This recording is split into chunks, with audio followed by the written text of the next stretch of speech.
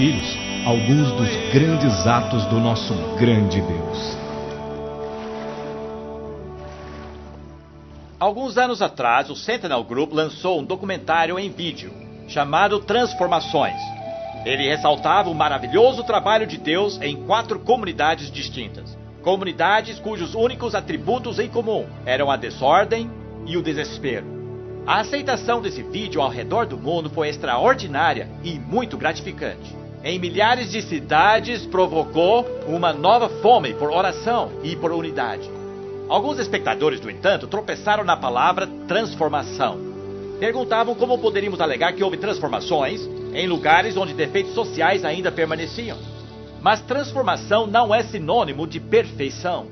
E nesse mundo que vivemos, não existem comunidades perfeitas. Transformação está mais precisamente relacionada com santificação. É um estado e um processo.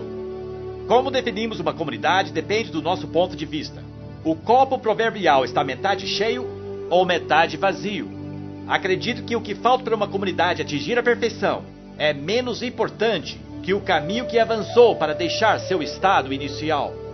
A transformação de uma comunidade não significa grandes reuniões, nem mesmo o crescimento de igrejas, mas sim o evangelho causando um impacto tangível na sociedade como um todo.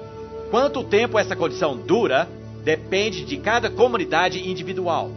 Nosso ministério aqui no Sentinel Group é plantar sementes de esperança, é inspirar confiança em Deus e criar um apetite ainda maior por sua presença. E eu espero que esse documentário faça exatamente isso.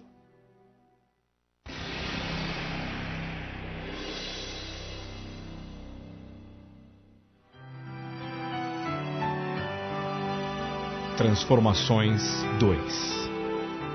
A glória se espalha. Versão brasileira, Walker Productions.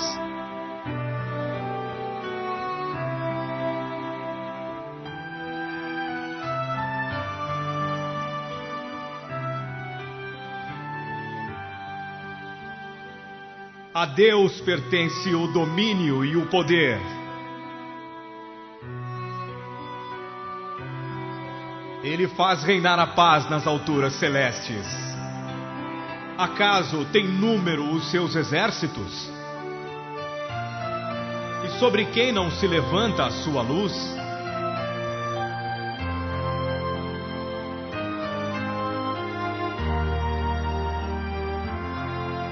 Que é o homem que dele te lembres?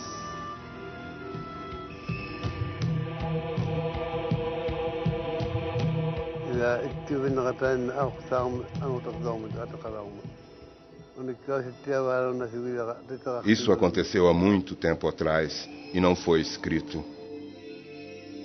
Meu avô me contou isso debaixo das estrelas. O nome dele era Anguatiswak. Era o líder espiritual do nosso clã. Ele ajudou o nosso povo a formar seus pensamentos.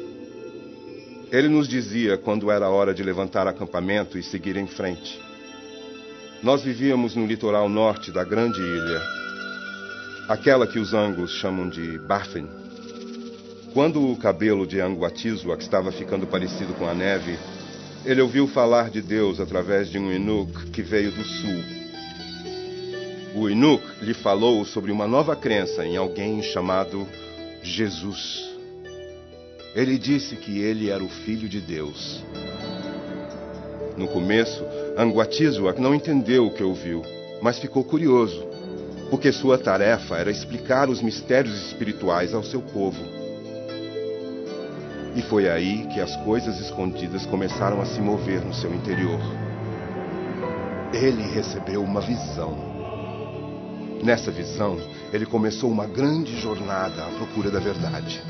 Por muito tempo não encontrou nada, mas um dia encontrou um lugar onde a luz e as trevas se encontravam. Ele não conseguia ficar nem na luz e nem nas trevas. Então ele escalou uma brecha que ficava entre as duas. Ele subiu e subiu e subiu até que encontrou uma porta, mas não pôde entrar. Então ele despertou de seu sonho. Anguatiswak não conseguia entender aquilo. Ele achou que talvez a porta se abriria se ele seguisse o Deus do Inuk. Um desejo estava queimando dentro dele. Então ele decidiu se entregar a essa nova fé. Os Inuit têm um costume. Quando querem se entregar com todo o coração a alguma coisa, fazem um ritual. Então, Anguatizwak pensou em matar uma foca para que as pessoas pudessem compartilhar sua carne e seu sangue juntos. Foi quando ele contou a seu povo: eu fiz uma escolha. Eu vou sair para caçar focas. Se eu conseguir pegar uma essa noite, vou entregar a minha vida e vou realizar esse ritual. Mas se eu não caçar nada, não vou fazer isso. Não havia lua, nem estrelas naquela noite. Apenas nuvens pesadas. Anguatizwak sabia que seria muito difícil achar uma foca, mas ele queria fazer isso. Ele saiu andando por cima do oceano congelado, procurando um respiradouro no gelo. E mesmo no escuro, conseguiu. Mas não havia nenhuma foca. Ele teve que esperar. Estava muito frio. Então ele construiu um pequeno muro de gelo para protegê-lo do vento. Então se sentou e preparou seu arpão para acertar a foca. Depois de algum tempo, a foca ainda não chegara, então ele adormeceu.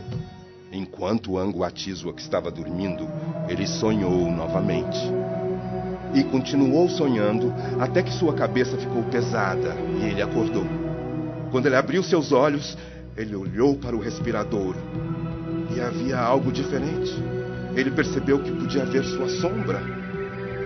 Algo muito estranho para uma noite sem lua. De repente, o local começou a clarear mais e mais, e foi quando ele os viu. Anguatizwak viu 3 seres que pareciam ter asas. Asas! Eles estavam descendo, saindo por detrás das nuvens. Eles não falaram nada, mas Anguatizwak sabia por que eles tinham vindo. Assim que eles se foram, uma foca saiu do buraco. Anguatizwak enfiou seu arpão nela e a arrastou para o acampamento. O povo ainda dormia. Mais tarde, saíram de suas tendas e iglus e comeram aquela foca. Foi a partir dali que Anguatizwak e seu povo começaram a seguir Jesus. Muitos anos mais tarde, os missionários vieram e nos contaram toda a história de Deus e seu Filho Jesus, como está escrito no grande livro. E nós sabíamos que era verdade. Somos todos descendentes dele. Perto está o Senhor de todos os que o invocam, de todos os que o invocam em espírito e em verdade. A região leste do Ártico canadense é dividida em 2 regiões: Nunavut, o mais novo território emancipado do país, e Nunavik, a terra dos Inuit, no norte de Quebec. Essas regiões juntas englobam mais de 2,7 milhões de quilômetros quadrados. Mas, espantosamente, essa região vasta e fria tem menos de 30 mil habitantes. Por centenas de anos, eles viajaram em clãs, não tinham voz coletiva. Nessas latitudes, a terra é tão fria que até mesmo as árvores se recusam a crescer. Mas é a aridez interior que faz o verdadeiro estrago. Por décadas, os Inuit lutam para achar sua identidade. Destituídos de qualquer senso de lugar ou cultura, muitas comunidades têm rodopiado em direção ao abismo. A esse grande vazio, muitos daquela geração se entregaram ao álcool. Eles perderam sua cultura, então havia muita vergonha. Nessa cidade havia apenas escuridão, escuridão e mais escuridão. Era como um pesadelo. Foi horrível. Foi muito horrível. Eu lembro quando as pessoas morriam.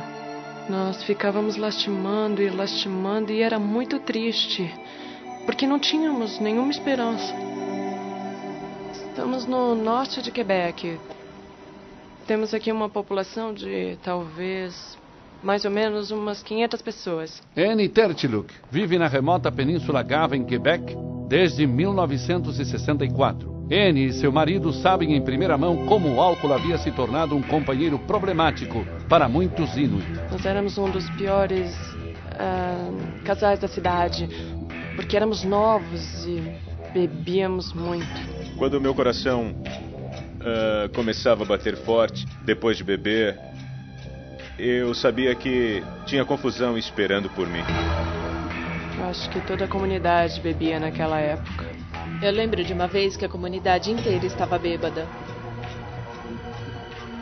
Quando recebíamos nosso salário na comunidade, todos juntos, você ouvia pessoas gritando ali. Eu perdi meu irmão por causa do álcool. Pessoas gritando aqui. Perdi muitos amigos. Pessoas brigando aqui. Eu estava acabando com a minha vida. Era muito terrível. Ah, meu Deus, isso era horrível. Não havia nenhuma lei. O norte congelado parecia mais o oeste selvagem. Não havia polícia.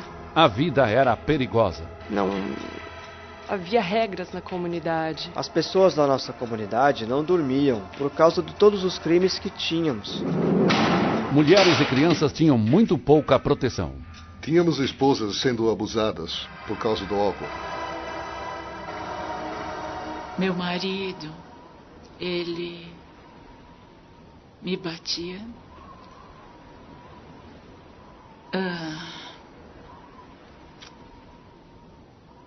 Foi muito difícil naquela época. Como muitas mulheres Inuit, Eyuka Pinguatuk tinha que conciliar seus relacionamentos com as tarefas de sobrevivência no Ártico. Não tem sido nada fácil. Eu me tornei cristã quando ele estava caçando. E ele me bateu por causa disso. Ataques sexuais eram uma outra consequência da sempre presente bebida. A filha de Eyuka, Alice, lembra-se do medo que perseguia todas as mulheres jovens. Nós tínhamos que nos proteger de abusos sexuais. Quando eu era jovem, eu fui estuprada. O cara estava bêbado e depois daquilo eu fiquei com vergonha. Não gostava de homem. Foi horrível. Minha vida era horrível. As feridas eram profundas e frequentemente reabertas.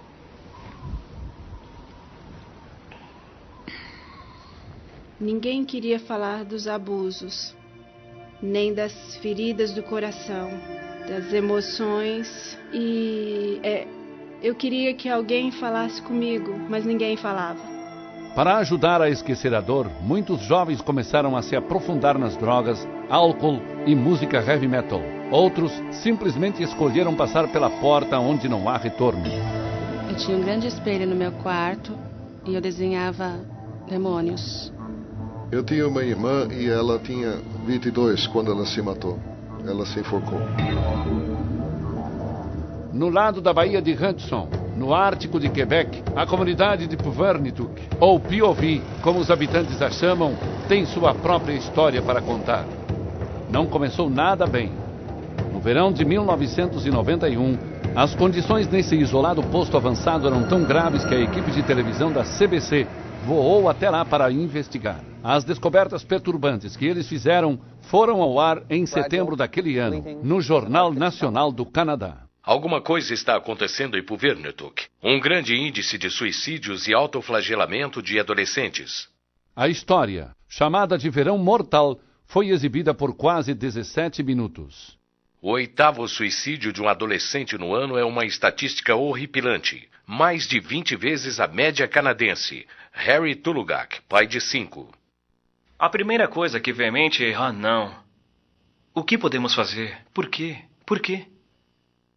Eu estava aqui e presenciei todo o horror que foi sentido e expresso naquela época. E do lado de fora do fliperama, toda manhã, as drogas preferidas da turma, solventes e lubrificantes. Tínhamos uma epidemia enorme de suicídio de jovens. As certidões de óbito registravam friamente o saldo mortal do ano horrível que eles tiveram. Parecia que tínhamos um suicídio a cada mês. E aí nos demos conta. Muitas de nossas crianças estavam sendo sexualmente abusadas. Todas as famílias estavam passando por isso. Era uma escuridão total naquela época. E a situação em Piovi não era muito diferente de qualquer outra comunidade do norte. Até mesmo a natureza virou as costas para os habitantes daquela comunidade. Em muitas áreas do leste do Ártico, renas, peixes e frutinhas, antes muito abundantes, começaram a desaparecer. Para pessoas já vivendo no limite, a situação era bem perigosa. As pessoas estavam deprimidas, muito deprimidas. Nós nos perdemos no meio do caminho. Parecia que a nossa comunidade era amaldiçoada. Enquanto para alguns parecia que Deus havia abandonado os descendentes de Anguatiswag, na verdade, Deus procurava restabelecer o relacionamento. Apenas 60 anos após Deus ter revelado sua glória para Anguatiswag, ele enviou um segundo emissário para o leste do Ártico.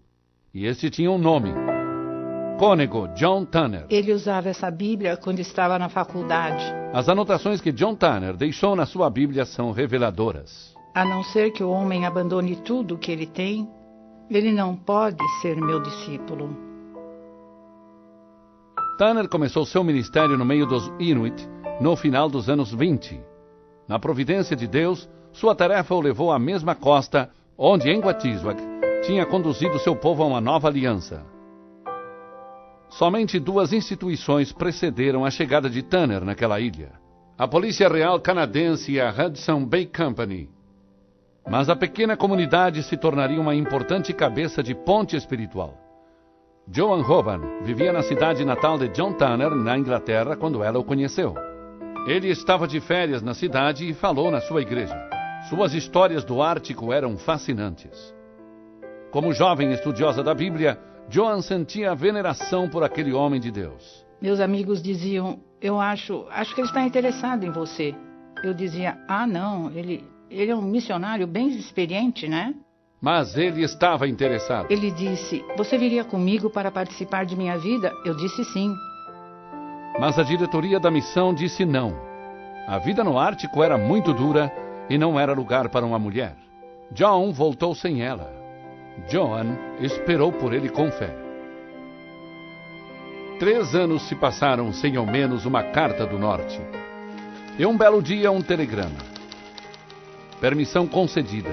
Traga aliança, bolo e um vestido de casamento.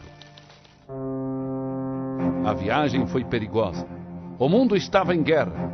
Navios alemães patrulhavam o norte do Atlântico. A última etapa da jornada de 2 meses foi a bordo de um navio de suprimento chamado Denescope. Os navios atracavam apenas uma vez por ano para descarregar alimento e correspondências. Foi uma longa jornada para o meio do nada. Tudo baseado em apenas um telegrama e muita fé. Eu estava bem nervosa porque eu pensei que ele poderia, de repente, desistir de mim. Então eu desci as escadas para o salão e pensei: bom, vou me casar com o primeiro homem que subir a bordo. Então, felizmente, Jack veio num pequeno barco a remo e me encontrou. Então, acho que no final deu tudo certo. Ela e Jack, como ela o chamava, se casaram naquela tarde. Eles passaram a lua de mel num iglu que construíram juntos. Como recém-casada, Joan aprendeu a usar um fogão a carvão, a derreter gelo para conseguir água e a construir uma casa a 40 graus abaixo de zero. Eu tinha que aprender a cozinhar focas. Não era muito boa nisso no começo. Os partos e atendimento médico eram totalmente caseiros, pois o hospital mais próximo era muito longe. O amor de John Tanner pelos Inuit é muito visível nos seus vídeos pessoais. E o amor era recíproco. Este era um inglês que vestiu os costumes do norte como uma segunda pele. Os anciões locais diziam que ele se tornou mais Inuit que os próprios Inuit. Ele aprendeu a língua deles e traduziu as escrituras. Ele ensinava na escola usando a Bíblia como seu livro didático. O mais extraordinário de tudo foram as expedições missionárias épicas de John viajando de trenó e frequentemente sozinho. Ele espalhou a semente espiritual numa paróquia maior que muitas nações. Uma jornada de 7 meses no inverno de 1938 e 39 cobriu inacreditáveis 3.000 milhas. A igreja de Tanner, na ilha Pond Inlet, foi a pioneira. Um ministério vibrante que continua até os dias atuais. Foi a primeira vez que eu ouvi falar sobre a Bíblia e a oração. Lídia era uma garotinha quando John Tanner lhe ensinou sobre o Evangelho. 50 anos depois, as preciosas verdades ainda surgem borbulhando em canções. E John dizia para nós: Cornelius Nuturak cresceu com a esperança de uma glória vindoura. A vida após a morte é muito bonita e se chama céu. Tanner era o homem de Deus no Ártico, mas o céu que ele pregava não estava tão distante assim. A arma disparou e ele caiu para trás. Chegando em casa de uma viagem de caça, ele viu uma criança lutando para carregar um pesado balde de gelo. E quando ele se abaixou para ajudar, sua espingarda escorregou do seu ombro e disparou. Entrou por aqui e foi até a parte de trás da cabeça. O esforço para levar Tanner para o hospital virou manchetes internacionais. Soldados desceram de paraquedas com remédios para tentar estabilizar o missionário gravemente ferido. Quando ele ficou paralítico, Joan se tornou a enfermeira de John, dia e noite, dando banhos, virando-o na cama e dando injeções. Ela tinha 2 filhas pequenas e estava grávida de quase 8 meses. Levaria semanas para que o gelo pudesse suportar o pouso de um avião de resgate. Os soldados irrequietos e famintos eram agora mais um fardo para Joan. Eu fui até o Jack e disse: eu não consigo mais fazer isso, eu estou tão cansada. Eu acho que comecei a chorar. Ele disse: são meus convidados e temos que fazer o que pudermos por eles. Quando John Tanner não tinha mais nada para dar, ele deu um pouco mais. Inuits em lágrimas cercaram os Tanners, enquanto caminhavam em direção ao lago congelado. Embora John Tanner mal pudesse falar, os dirigiu em oração. E pouco tempo depois, cônego John Tanner morreu em um hospital de Winnipeg. 3 semanas após seu enterro, sua terceira filha nasceu. Joan a chamou de Faith, que significa fé. Eu achei a Bíblia do meu pai na estante da minha mãe outro dia. Mesmo que Faith nunca tenha conhecido seu pai, ele não é nenhum estranho para ela. Eu estava folheando e acabei achando essas palavras escritas na parte de trás.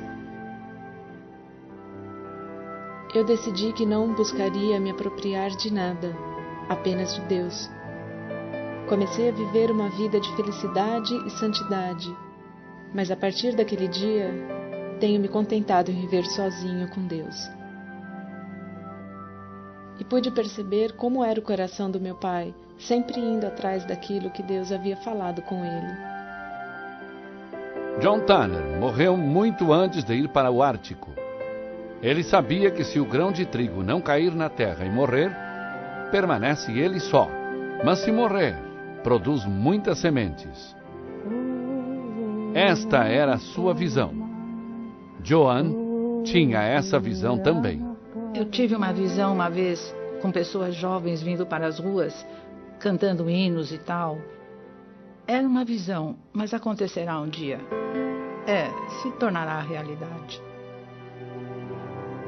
Como muitos da comunidade da Baía Piovi, James Arriac se vê como descendente espiritual de Anguatiswak.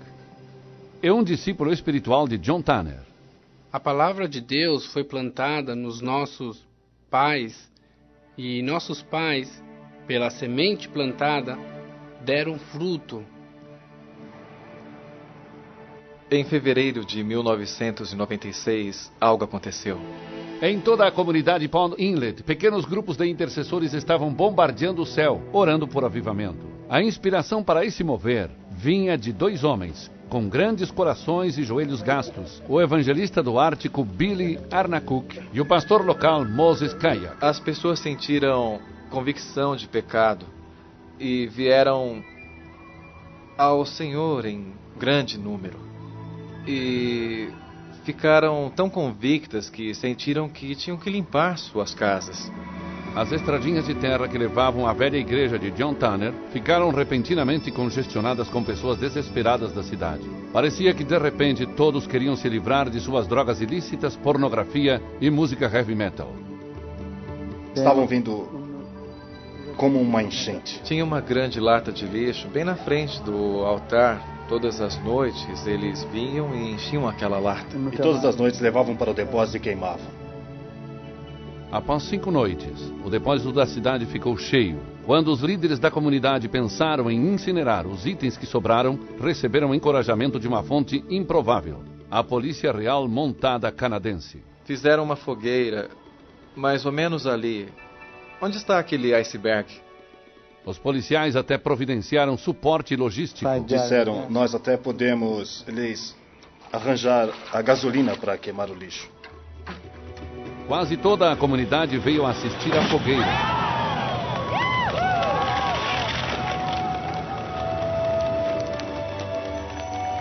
De acordo com a polícia, o valor das coisas ilícitas destruídas durante o avivamento foi de um valor assombroso estimado entre 80 a 100 mil dólares. Foi um arrependimento profundo. O próprio Espírito Santo estava falando com as pessoas. A comunidade inteira foi completamente transformada. O calor daquele momento histórico aqueceu corações durante meses, mas também era o vislumbre de um fogo que ainda não fora aceso.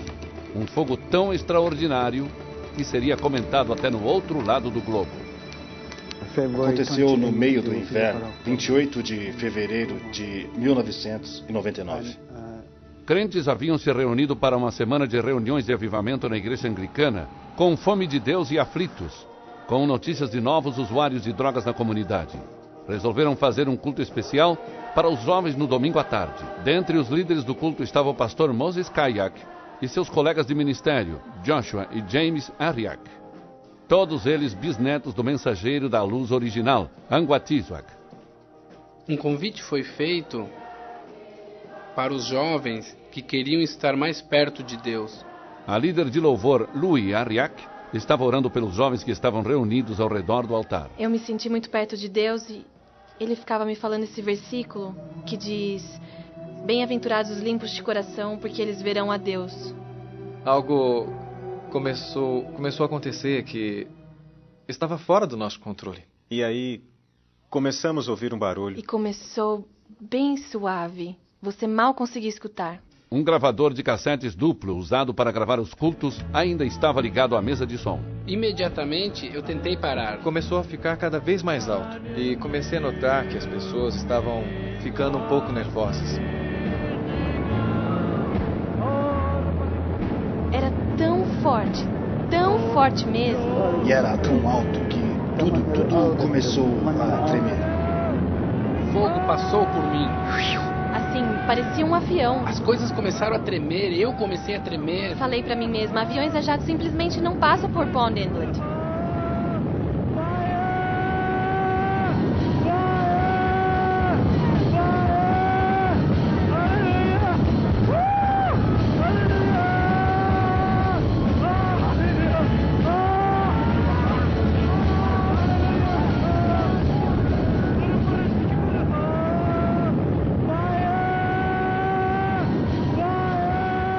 Dezoito meses após essa visitação extraordinária, era evidente que aquele momento ainda continha muito poder.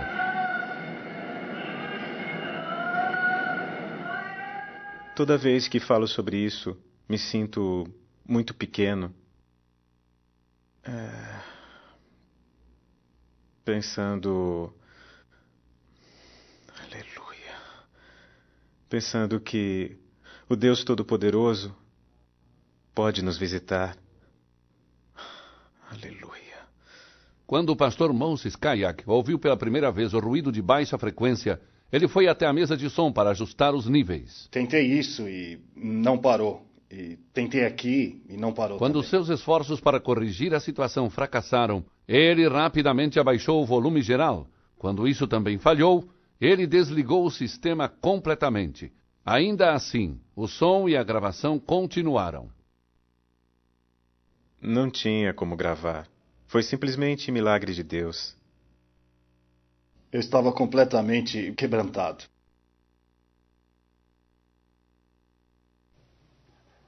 Ao ponto de querer continuar diante de Deus, ajoelhando e orando para Deus limpar o meu coração.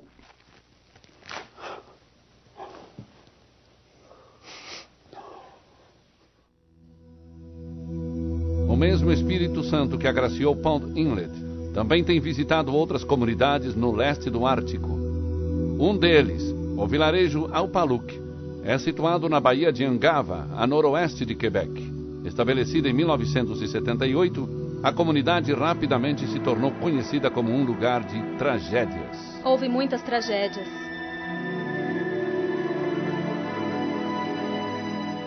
Esta pessoa se suicidou. Ele tinha mais ou menos 17 anos.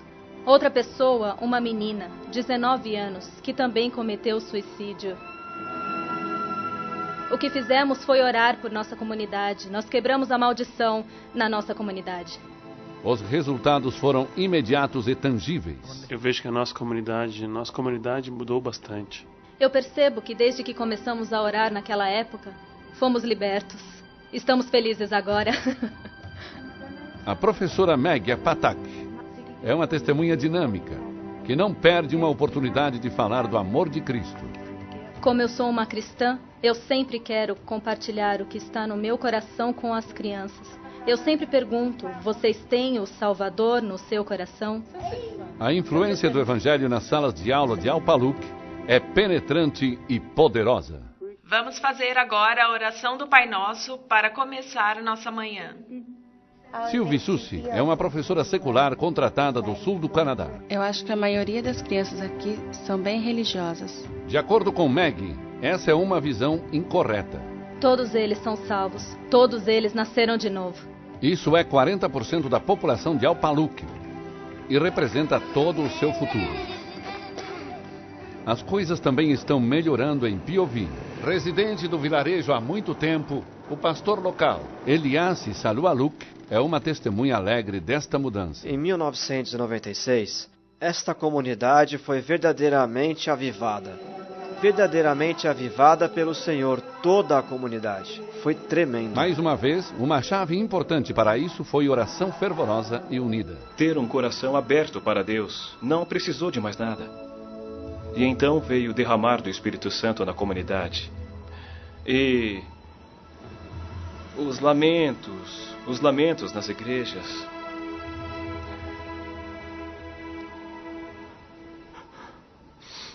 A dor.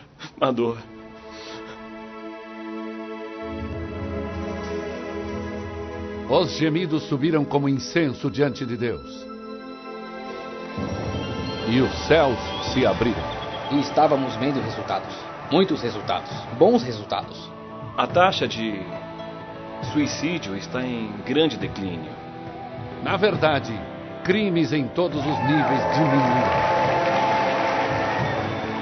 Nós temos um Deus que perdoa, um Deus todo-poderoso e famílias que têm sido curadas nesses últimos 7 anos.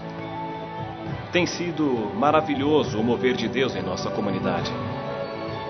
Embora sejamos tentados a parar e celebrar a obra de Deus em Piovi e Alpaluk, a história não termina aqui. E é maravilhoso ver como Deus está movendo. Não apenas em Piovi, mas nas nossas comunidades. Desde que as pessoas começaram a ser salvas, é outra história. Minha ficha está limpa por causa de Jesus. Veja, Deus está salvando essas pessoas que pensamos que nunca seriam transformadas. Eu o encontrei. Deus é maravilhoso. Eu realmente o encontrei. Ele é tremendo.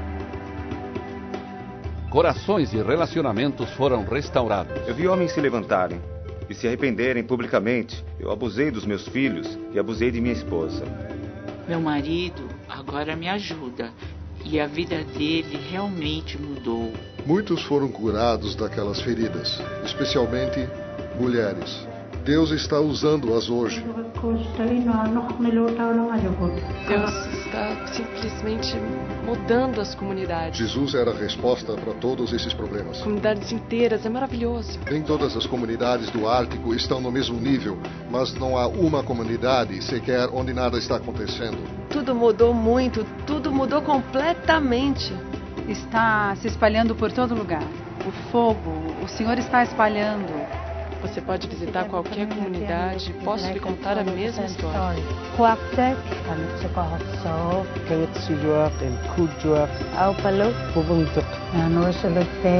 Clyde River, Arctic Bay, Lake Harbor, Cecilia is starting, Cold Harbor, Guadalupe is starting. O que eu vejo é lindo. O evangelho também começou a infiltrar a arena política. De acordo com o missionário veterano do Ártico, Roger Armbruster, Deus está levantando uma nova geração de líderes nativos, que não são tímidos em declarar o senhorio de Cristo. Esse bastão é feito com o chifre de uma baleia narwhal. Esse é o símbolo da autoridade da Assembleia Legislativa de Nunavut, que é levado para lá todas as vezes que se reúnem para assuntos oficiais. Está escrito no papel que fica dentro desse bastão a oração do Pai Nosso. Venha a nós o teu reino, seja feita a tua vontade, assim na terra como nos céus. Eu conheço alguns prefeitos que deixam seus gabinetes à disposição 2 vezes por semana para reuniões de oração. Ele sabe que sem Deus, nessa reunião não será nada bom. Então, Deus é sempre incluído em tudo. A Bíblia diz que quando o justo governa, o povo se alegra. Deus ainda abençoou o solo daquele lugar. O lugar está começando a produzir e se tornando produtivo mesmo. 20 anos atrás não tínhamos renas e desde setembro elas estão voltando para cá. Até mesmo as pescas começaram a aumentar. Até mesmo o solo começou a produzir algumas plantinhas. Somos tão abençoados. A esperança que um dia invadiu o coração solitário de um caçador de focas, agora se manifesta em igrejas, salas de aula e gabinetes de conselho através de todo o leste do Ártico. Isso nos faz lembrar que o amor de Deus não é apenas profundo e persistente, mas também tem um propósito. Deus contemplou essa parte da terra que os homens desprezavam e perguntavam: para que serve esse pedaço congelado do Ártico? E Deus disse: vou usar aquela parte da terra para a glória do meu nome. Eu tive uma visão uma vez com pessoas jovens enchendo as ruas e cantando e louvando ao Senhor. Vai acontecer um dia, se tornará realidade. Eis o grito dos teus atalaias.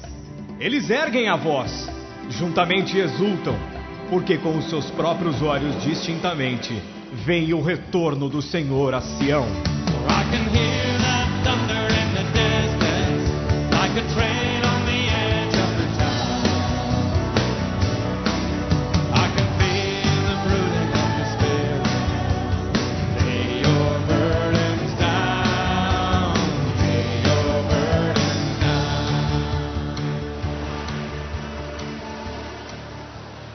O avivamento não é apenas bíblico.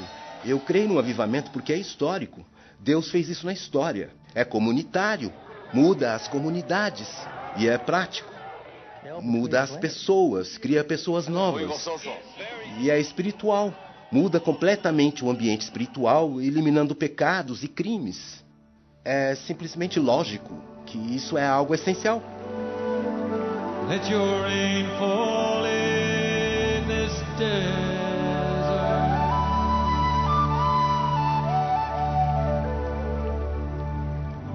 A transformação de uma sociedade em um nível regional não é comum, mas não é uma aberração. Como a história nos revela, isso ocorrerá quando e onde o Espírito de Deus tiver lugar. Como no Alto Ártico, as partes remotas da Escócia, as Hébridas, ecoam com contos do sobrenatural. E como o longínquo Norte, este local rochoso e varrido pelo vento parece um lugar improvável para Deus visitar. Ainda assim, os céus têm se rasgado sobre essa terra antiga com uma regularidade extraordinária. Essas visitações são chamadas de avivamentos, mas são diferentes de tudo o que a maioria de nós já vivenciou. A história recorda reuniões com 9.000 pessoas, mas é difícil de acreditar, porque a ilha tem apenas 12.000 habitantes. Em 1949, a presença de Deus desceu mais uma vez. Desta vez, na paróquia de Barvas. O refrigério era definitivamente necessário, mas não veio facilmente. O orgulho religioso e o legalismo tinham criado divisões profundas na igreja. Alguns clérigos se recusavam a crer que Deus poderia fazer uma grande obra sem começar com eles. Quando o refrigério enfim veio, eles se opuseram amargamente. havia uma tremenda oposição da maior denominação. Mary Peckham era uma adolescente quando o avivamento explodiu, mas ainda se lembra da frieza espiritual que o antecedeu. A temperatura espiritual na ilha antes do avivamento era religiosa. Não era algo vivo, era um inverno espiritual. Nem todos estavam dispostos para enfrentar esse inverno. Avivamento é algo que, quando você experimenta, você sempre quer experimentar de novo. Uma pessoa que se converteu na época do avivamento, chamado Donald John Smith, se lembra como os intercessores locais arregaçaram as mangas. As pessoas oravam o tempo todo por esse avivamento. Oravam nos celeiros, você os ouvia orando. Entre os guerreiros de oração mais fervorosos estavam duas irmãs anciãs, uma delas quase cega. Oravam por avivamento várias vezes por semana, muitas vezes até tarde da noite. Elas estavam agarradas à promessa de Isaías 44. Porque derramarei água sobre o sedento e torrentes sobre a terra seca. Uma delas não conseguia nem sair de casa. Ela estava de cama. Então eu lia a Bíblia e orava com elas. Podíamos sentir a presença do Senhor. Elas conheciam seu Deus. Desafiado pela fé dessas mulheres de Deus, 7 líderes da igreja se reuniram em um celeiro próximo para orar. Por meses, eles clamaram a Deus para que ele despertasse um apetite ainda maior pela sua presença. Aquele foi o momento que definiu o começo do avivamento. Estavam em 1949, no meio do ano.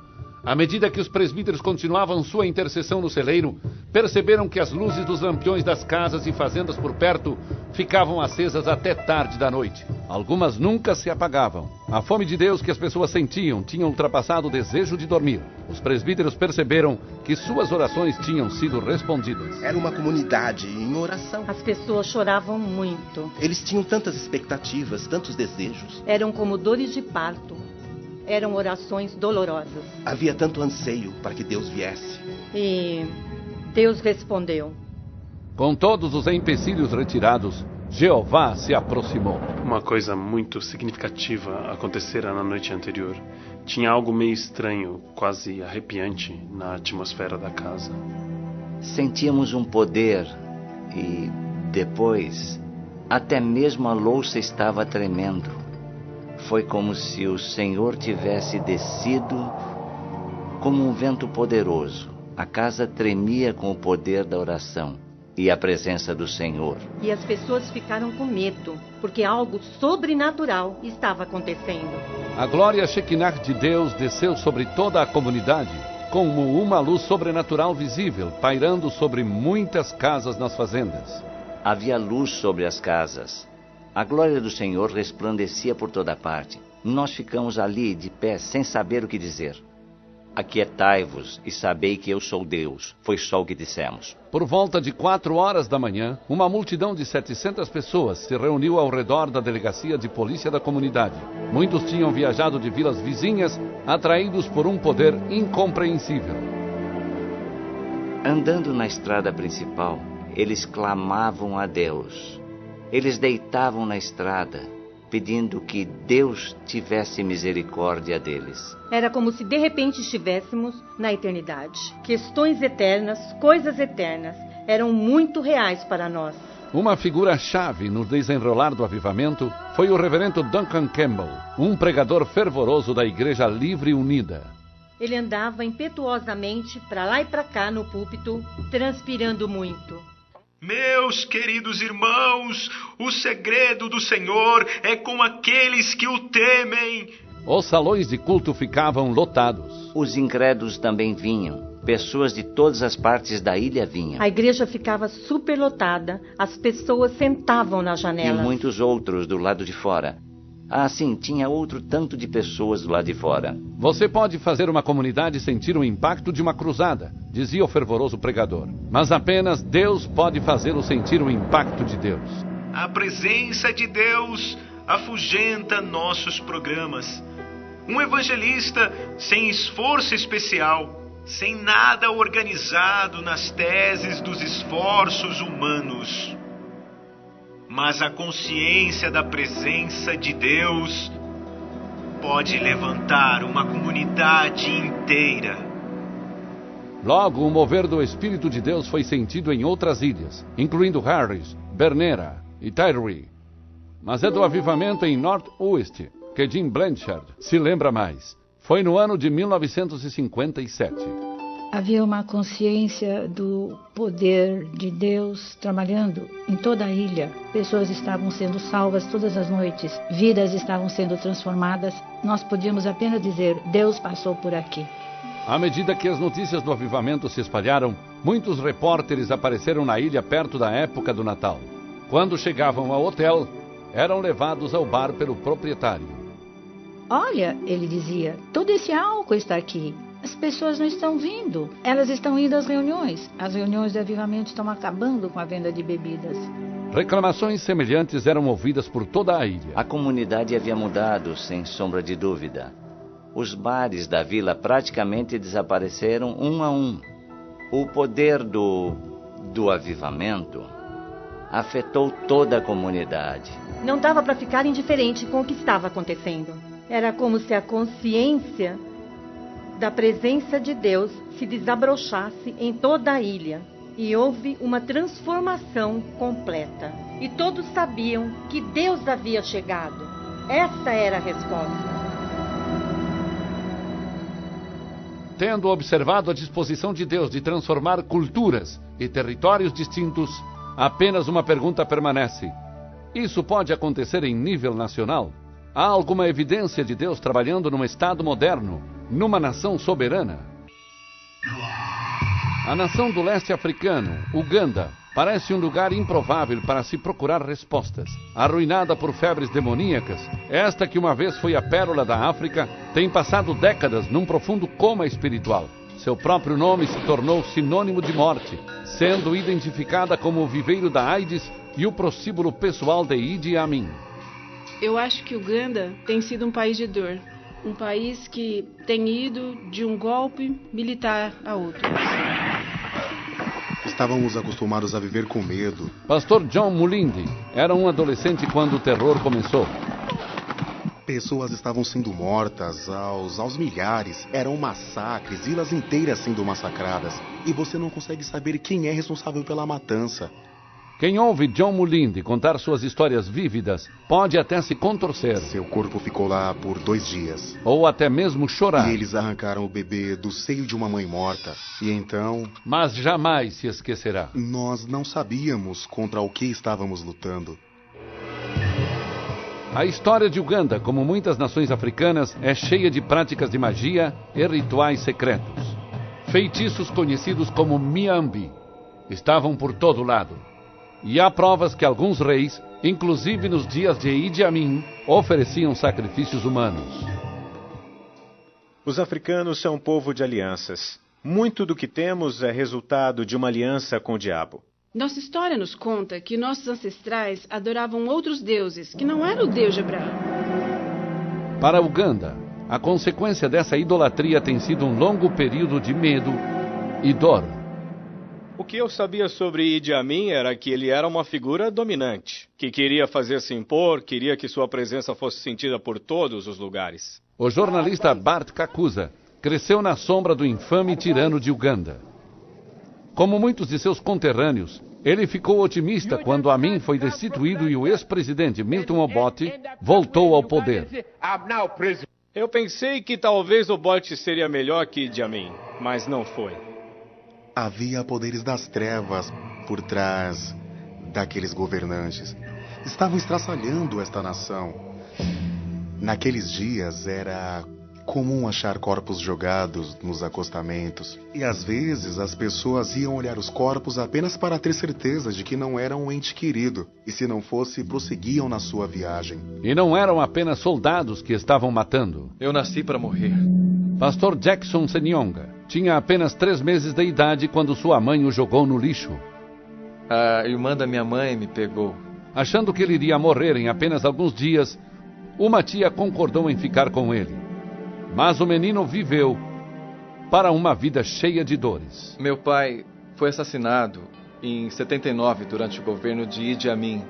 E no funeral Foi a primeira vez que eu vi a foto do rosto da minha mãe. Eu nunca tinha conhecido minha mãe, nunca recebi uma carta, nem uma foto, e eu já era adolescente. Infelizmente, o pai de Jackson foi parte de uma epidemia nacional. Um dia se passava, 2 dias sem aquela pessoa amada voltar para casa. E aí você pensava, ela deve estar morta, sabe? Então o primeiro lugar para procurar era a Floresta Nemery.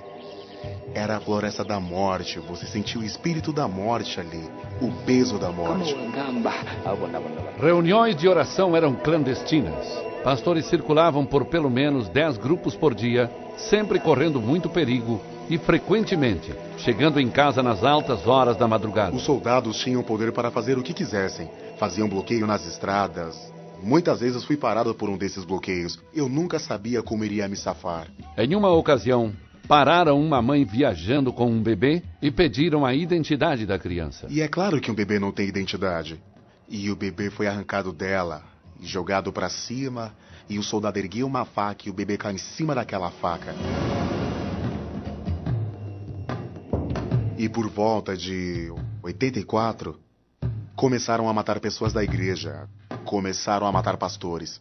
Pastor Jotan Mutebi estava no meio de um sermão quando os soldados da Idi Amin irromperam em sua igreja com suas armas cuspindo fogo. À medida que as balas rasgavam todo o santuário, algumas mulheres de idade se levantaram e foram até o altar. E quando eu as vi, eu pensei que aquelas mulheres estavam tão desesperadas que elas precisavam de conforto. Então eu levantei meus braços e orei por elas.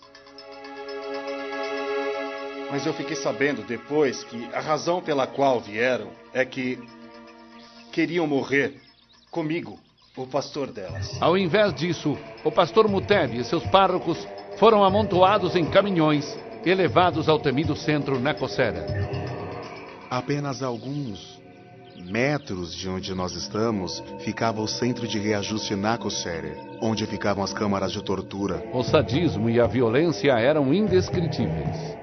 Eles colocavam 60 pessoas numa sala de 3 metros quadrados. Eles ficavam tão apertados que uma pessoa podia morrer e continuava em pé, apoiada pelos corpos dos outros que estavam vivos. Não havia investigações, as coisas aconteciam e ficavam por isso mesmo. Parecia que o mundo inteiro tinha virado as costas para os horrores que estavam acontecendo em Uganda. Os homens haviam nos abandonado.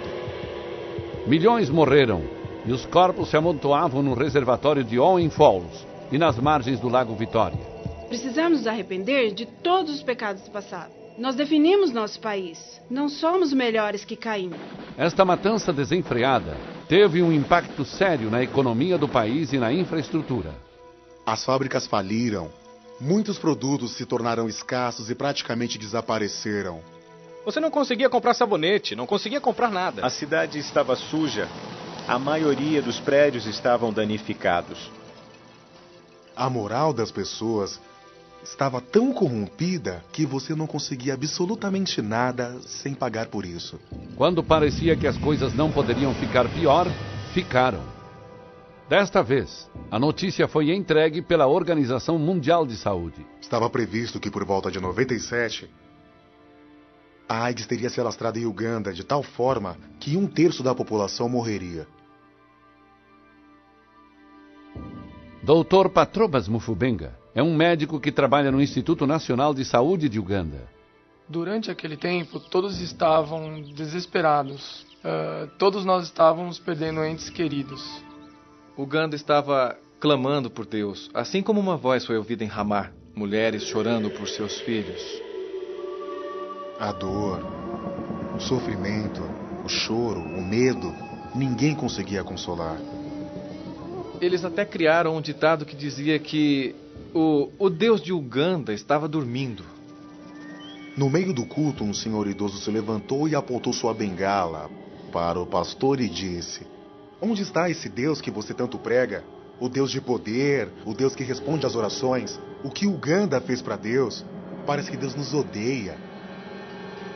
Do ventre do abismo, gritei, e tu me ouviste a voz. Então eu disse: lançado estou diante dos teus olhos, tornarei porventura a ver o teu santo templo? Quando dentro de mim desfalecia a minha alma, eu me lembrei do Senhor, e subiu a ti a minha oração. Eles começaram a orar dia e noite, dia e noite. Aconteceu através de muito choro, de muita espera. Algumas vezes tiveram que ir até o pântano e ficar na água. Eles se escondiam no meio dos juncos e passavam o dia todo ali. E à noite saíam e então se reuniam e oravam. Era oração profunda, de gemidos. Eu sou aquele homem que viu a aflição. Os meus olhos choram, não cessam e não há descanso, até que o Senhor atenda e veja lá do céu. Nossa atitude foi de buscar a Deus, até que Ele nos atendesse. Se Ele não nos atendesse, preferíamos morrer buscando-o. Quero trazer à memória o que me pode dar esperança. As misericórdias do Senhor são a causa de não sermos consumidos, porque as suas misericórdias não têm fim. Renovam-se cada manhã. E a presença de Deus descia à medida que as pessoas clamavam a Deus.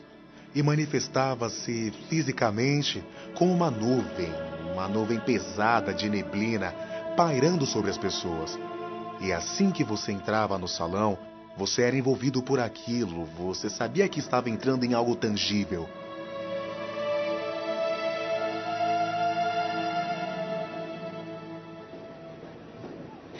"15 anos atrás, este era um dos lugares mais perigosos em toda a Uganda. Esta comunidade era conhecida como a Beirute de Kampala, porque durante o governo de Milton Obote, soldados indisciplinados usavam as casas e lojas desta área para praticar tiro ao alvo. A falta de esperança pairava sobre essa comunidade como densa nuvem. E foi para esse lugar que Deus levou um jovem evangelista de Uganda chamado Robert Kayanja. Ele estava acompanhado de 6 intercessores. Este é o nosso Muro das Lamentações, onde orávamos. Além de lidar com soldados fora da lei, a equipe de Robert era também continuamente confrontada por um poderoso feiticeiro chamado Musoki. Tinha uma espécie de medo que acompanhava esse homem.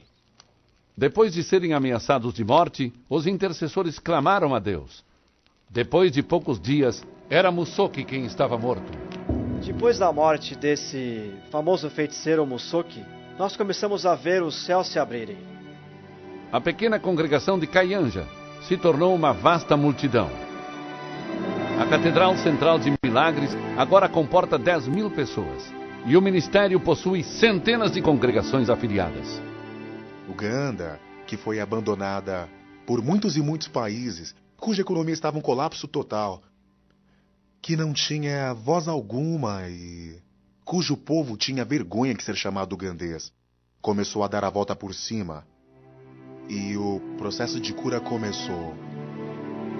E não é uma surpresa dizer que essa mudança aconteceu por meio da oração. Então as igrejas começaram a orar por bairros. São como abelhas. Você pode ouvir as abelhas durante a noite. Zzz, todas as comunidades orando, todos os bairros orando. E eu pensei, sabe de uma coisa? O inimigo precisa achar outra cidade. Aqui em Kampala ele já era.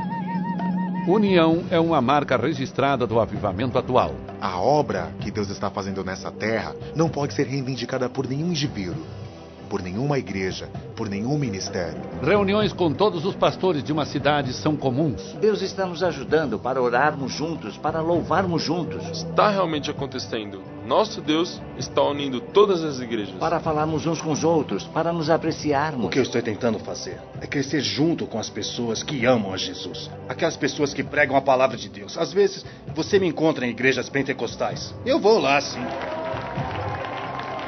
O corpo de Cristo está se ajuntando. Eu estou extasiado. O avivamento em que estamos envolvidos agora é para todos. Sabe, unidade não é algo que estamos pedindo a Deus, mas sim algo pelo qual estamos agradecendo a Deus. Nem mesmo a afirmação pessimista da Organização Mundial de Saúde sobre AIDS balançou a fé dos crentes em Deus. Temos visto pessoas sendo curadas do vírus da AIDS e os médicos ficam: uau, não posso explicar isso, mas deve haver um Deus lá em cima, em algum lugar. Eu tinha dores no peito, eu tinha urticária. Eu comecei a vomitar. Eram casos terminais. Eu perdi o apetite. Eu não conseguia comer. Eram pessoas com AIDS em estágio avançado. Eu fiquei muito magro como um poste. Depois de receberem oração, muitos sentiram o toque de Deus. Eu senti que algo havia mudado ali, naquele instante, ali mesmo. Naquela mesma noite, o poder de Deus desceu. E eu senti. E não foi uma surpresa quando essas curas autoproclamadas geraram muitas dúvidas entre os médicos. Por que você se deu o trabalho de vir aqui? Seu status, sua aparência demonstram que você é uma vítima. Mas com o passar do tempo, esse ceticismo transformou-se em assombro. O médico olhou para mim e ficou surpreso e disse: "Você ainda está viva?" Me examinaram e disseram que eu não tinha AIDS. Eles leram meu nome, Ruth Mirauá, HIV negativo. Me disseram que eu era HIV negativo, não reativo, e que não havia vírus no meu corpo. Então, os sintomas que eu tinha começaram a desaparecer um por um. Deus me curou totalmente. Esse refrão se repetiu milhares de vezes por toda a Uganda. Até esse presente momento, já presenciei mais de 372 pessoas com AIDS sendo curadas. Uganda é conhecida como um dos primeiros países a observar um declínio do vírus HIV. Cremos que é por causa da nossa oração e cremos também que é pelo amor e pela graça de Deus. E é também porque Uganda tem promovido a abstinência e a fidelidade como suas armas principais na luta contra a AIDS. Faço um voto diante de ti. Se o Senhor me curar, eu contarei a todas as pessoas. Não morrerei, mas viverei e contarei as obras do Senhor. O poder de Deus também tem se manifestado na arena política. Creio que Uganda está experimentando um novo começo político. No seu tempo divino, Deus levantou uma liderança, Deus começou a colocar as pessoas nos seus devidos lugares. Deus está trabalhando neste país.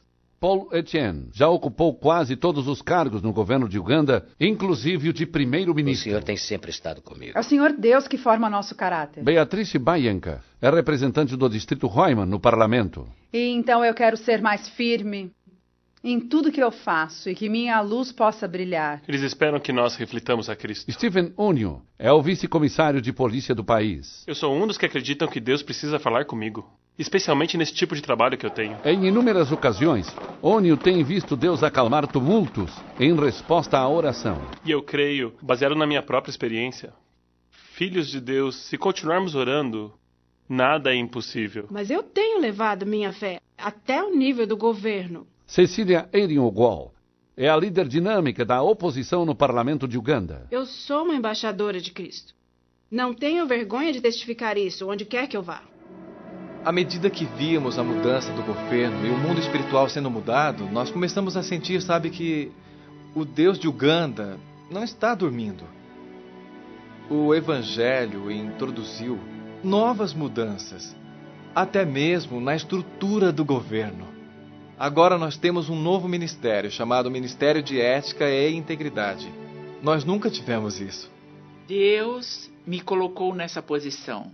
Deus precisava de alguém durão para uma tarefa dura. E quando eu estava pastoreando pessoas recém-convertidas, eu disse a ele: eu quero que o Senhor tome posse de mim como fizeste com Saulo no caminho de Damasco. E ele o fez. Miriam Matembe se lembra do dia em que ficou frente a frente com o presidente em seu gabinete para apresentar suas ideias. Suas palavras foram proféticas. O senhor se lembra? A história dos filhos de Israel na escravidão e como Moisés os guiou à terra prometida? Aqui estou. Eu sou o Moisés de Uganda. O Senhor me escolheu para isso. Para tirar Uganda da falta de ética, decadência moral, corrupção e colocá-la na direção certa. Como a fonte do rio que uma vez levou o pequeno Moisés para seu destino, Uganda está mais uma vez navegando rumo à história.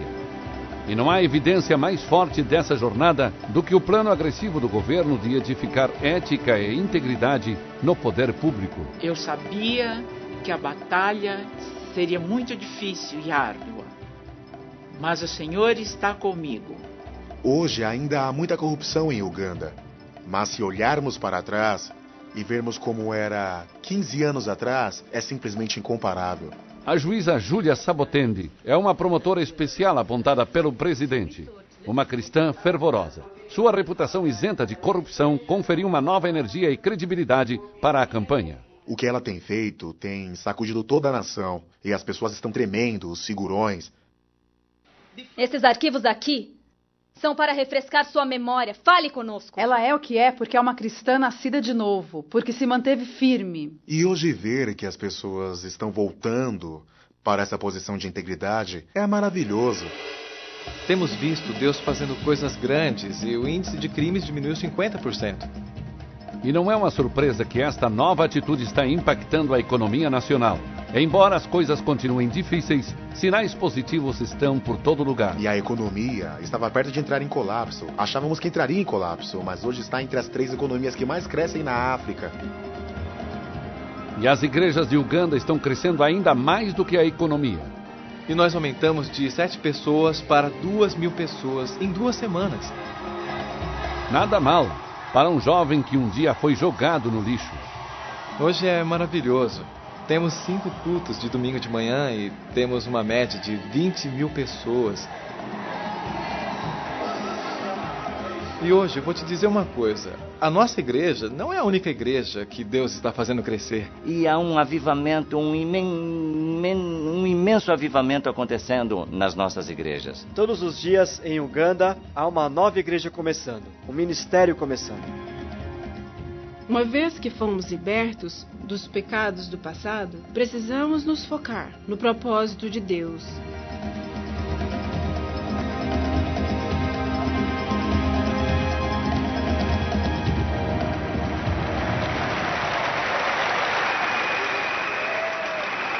Na véspera do Ano Novo de 1999, Uganda se juntou ao resto do mundo para celebrar a chegada de um novo milênio. Mas havia um personagem especial na celebração de Uganda. Ele é a mão invisível que nos fez caminhar e esculpiu nosso destino. 10 semanas antes, a primeira-dama, Janet Museveni, havia convidado vários líderes da igreja para uma reunião. Quando ela chegou, ela nos disse que tinha uma visão. Quando estivermos entrando no novo milênio, podemos organizar um tempo de ações de graças a Deus? Pela maneira como Ele nos trouxe libertação nesse período? E ela pediu que nós dedicássemos a nação oficialmente de volta a Deus. Bom dia a todos vocês e um feliz ano novo. E então, na presença do presidente e primeira-dama, nós fizemos uma aliança da nação com Deus pelo próximo milênio. E nós renunciamos à idolatria, à feitiçaria e ao satanismo na nossa terra.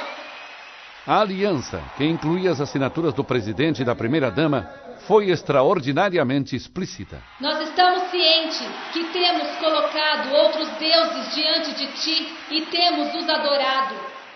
Parecia uma passagem tirada diretamente do Velho Testamento. Aliançando a nação de Uganda aos propósitos de Deus e ao senhorio de Jesus Cristo. Amém.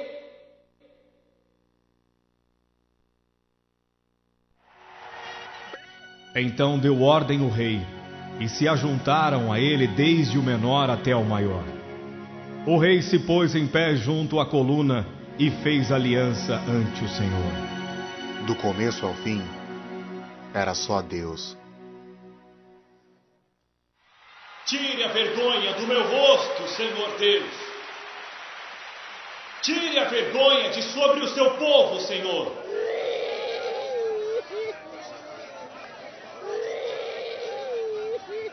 Assistindo a essas fervorosas reuniões, somos confrontados com uma gloriosa ironia. Ditadores haviam tentado destruir a fé da nação, proibindo as pessoas de entrarem nos templos das igrejas. Ao invés disso, os editais e os cadeados serviram apenas para lembrar aos crentes que a igreja não tem nada a ver com construções. Quando a fé de Uganda foi levada para lugares públicos como estádios de futebol, bancos, hotéis e até mesmo os gabinetes dos parlamentares, ela floresceu. Jesus está à direita do Pai, dizendo: Pai, estou pronto para Uganda.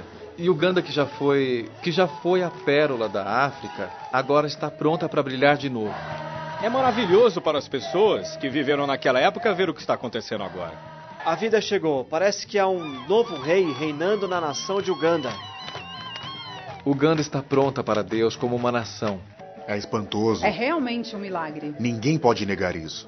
Não teria sido possível se não fosse o Senhor Deus.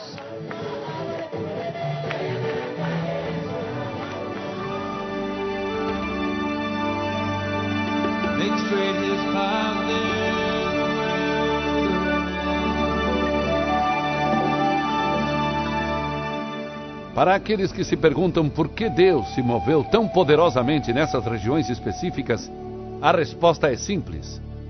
Ele foi convidado. Creio que para um verdadeiro avivamento entrar em um país, tem que ser convidado. As pessoas têm que desejar esse mover. É um desejo que anseia profundamente pelo Senhor.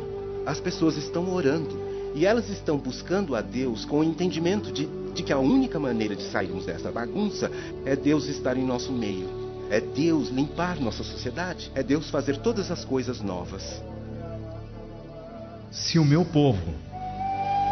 Primeiramente temos que nos humilhar diante do poderoso Deus.